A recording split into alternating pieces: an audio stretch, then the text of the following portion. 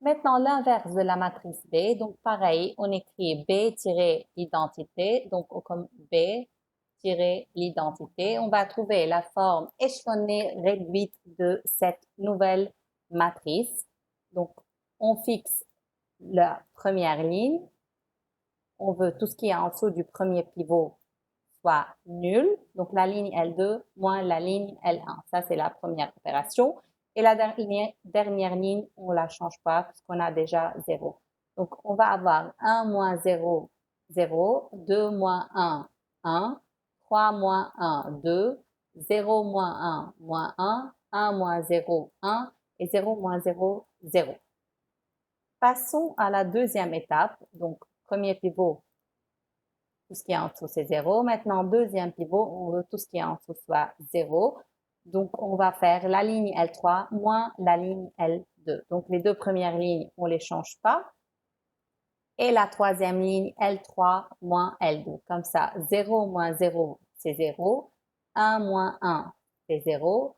Moins 1 moins 2, ça doit être 1 moins 2, c'est moins 1.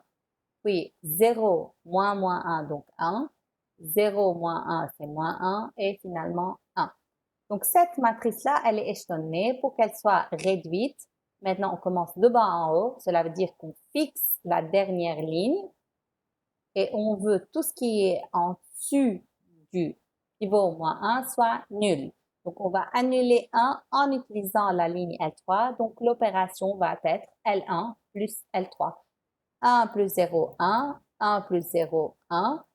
1 moins 1, c'est 0. 1 plus 1, c'est 2. 0 moins 1, c'est moins 1. Et 0 plus 1, c'est 1. Pour la deuxième ligne, donc pour annuler 2 en utilisant moins 1, l'opération va être L2 plus 2 L3. Donc 0 plus 0, 0. 1 plus 0, c'est 0. 2 moins 2, c'est 0. Moins 1 plus 2, c'est 1. 1 moins 2, c'est moins 1. Et 0 plus 2, c'est 2. Elle n'est pas échelonnée réduite. Donc, dernier pivot, tout ce qui est en dessus, c'est 0. C'est bon.